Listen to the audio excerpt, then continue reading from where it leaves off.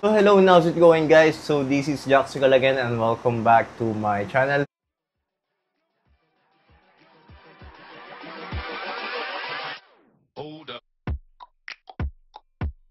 So for this video, mag-unbox tayo ng another haul from Japan. Got this from Japan nung nag-out of the country kami ng girlfriend ko. So yeah, yun, this is my second haul sa Japan. And I just want to share this collectible kasi medyo matagal na rin siya ni-release. And finally, I'm happy na makakabili ka talaga sa Asia or sa anything else bukod sa Pilipinas kasi masyadong maliit yung scope ng mga collectibles sa Pilipinas compared sa mga Japan, Hong Kong, sa other Asia, sa mga manufacturer, mas broad or mas wide yung choices of selection mo kasi dun sila galing, dun yung origins nila. SRP din pala. Let's get to the reveal of the item. So yun, so for my second haul sa Japan, this is the it's anime before, Gantz O. Nirelease siya noong 2016 sa Netflix. Exclusive lang siya doon. It's a CGI movie na based or inadapt nila sa manga and anime before. So this is the Toy Seiki 1/6 scale. This was released noong 2020. As you of know na syempre student pa lang ako noon. Kaka-graduate ko pa lang ng mga bandang 2020 and siyempre, yung worsen din na isang condition nun is pandemic nung mga time na yun. Na nabili ko siya at SRP lang din. So, yun. It's a nice pickup para sa Ika Gantz Zero. Seamless 1/6 scale. Ayan. Nandito lang yung timer for your missions. Tapos red sa mga text. Tapos nandyan yung pangalan ng character which is Reika. This is yung sa left side niya. Text lang tapos yung malaking gun na ginagamit nila for their pressure. Then, dito sa left side niya, sa other side. Tapos, sa likod, some Japanese writings and mga warnings. This is a toy line before alam ko Tapos, kinontinue lang or parang affiliated siya sa TB League. So, let's get to the unboxing nito. Ito yung box niya sa malapitan, no? Para lang siyang shoebox. So, upon opening it, magnet lang siya sa mga flaps niya sa both sides. Sa right, tsaka sa left dito. Yan. The first thing that you would see is the foam na nag-hold or parang nagpro-protect dun sa mismong figure. Yan. So, pag inalis nyo yan, makikita nyo kagad yung item. Yan. Tapos, yan. Kung makikita nyo, yan, TB League. Sabi ko na Kasi alam ko may toy line to ng TB League before Parang na-familiar ako dito So, yan. So, alis na muna natin to. Then, bago natin simulan yung pag-unbox or ipakita ko sa inyo yung mga accessories muna bago yung kanyang. So, parang i-build nyo yung mismong figure dito, no? It comes with 6 pair of hands, which is ito. Ito yung open hand niya. Ayan.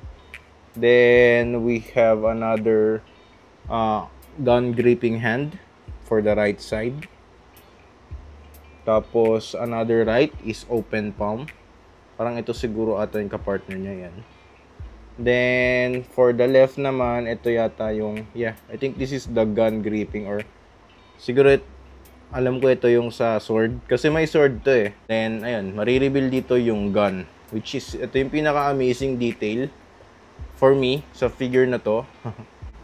Kita nyo naman yung details, no? Yan yung alien gun nila dito sa show na to or sa movie na to. Kita nyo yung details. Super ganda at saka super laki, diba? Yung mga wirings. So, better be careful kasi ayaw yung may matanggal siguro sa mga plug outlets ng mga wire. Wala namang ginagawa yun pero aesthetic lang din siya. So, yan. If you guys haven't watched the show or the movie, you can check it out sa Netflix pa rin. I think available pa rin siya hanggang ngayon. This is the sword or yung samurai sword niya. Ayan. It's made of plastic pa rin itong mga weapons. Hindi siya die cast. Pero yan. It's still a good details. It has still a good details para sa mga weapons. Then nandito yung pole or something. Ayan. Para sa display niya. Meron siyang base. Ayan. Red yung base niya. I think inspired to doon sa design ng Prime 1. If you guys haven't know, meron ding Prime 1 na 1/4 scale na statue. Tapos ito yung kanyang base, no? Ito yung kanyang pole. So, alisin mo lang to. Then, saan? Alisin natin to. Plastic na nagko-cover sa kanya. Seamless body, no? Okay. So, ayan siya. Lagay natin yung kanyang stand dito para... So, she has a... Yan, syempre head sculpt. Hindi mo mawawala yan.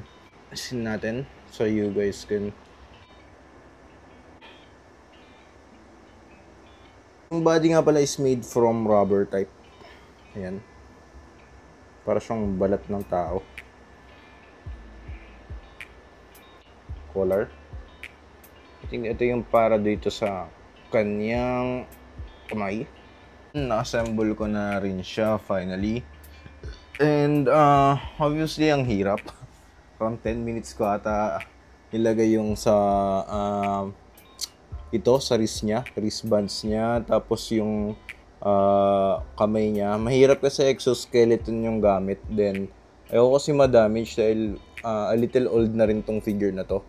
Tapos ayan, nilagay ko na rin yung baril niya, yung big guns niya. Tapos sa baba niya, sa baba ng base niya is nakalagay Reika. Tapos very premium yung kanyang base kung makikita nyo dito. Meron siyang parang textured na carpet, kulay red sa ilalim niya kung saan siya tumatayo. Then ano pa ba manilagay ko? Yung nasa kanya, yung parang choker. Makikita niyo yung guns niya. Hindi naman siya nahihirapan hawakan. Then ayan siya sa likod. Kasi ako na itong show na to or itong movie na to, maangas siya. Meron din akong Reika before pero saglit, pakita ko sa inyo. Ayun. Yung nasa dulo. Si Reika din yon ng RH, yung real action heroes nila na line before. So yan. So this is my second pickup na si Reika Shimohira by Toy Seiki. Ayan siya. Pakaangas siya. This was inspired by Prime 1. Yung sa statue nila before. So yan.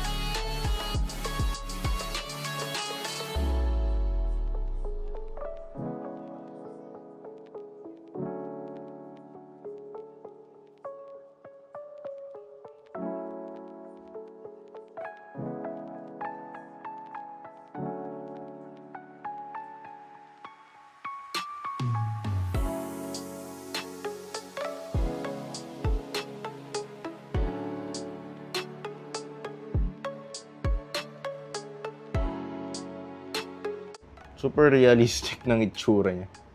So, that's it for this unboxing of my Reika Shimohira Toy Seiki. So, if you guys have any question, just comment down below. So, this is Jaxicul. Like and subscribe. See you again on my next unboxing video.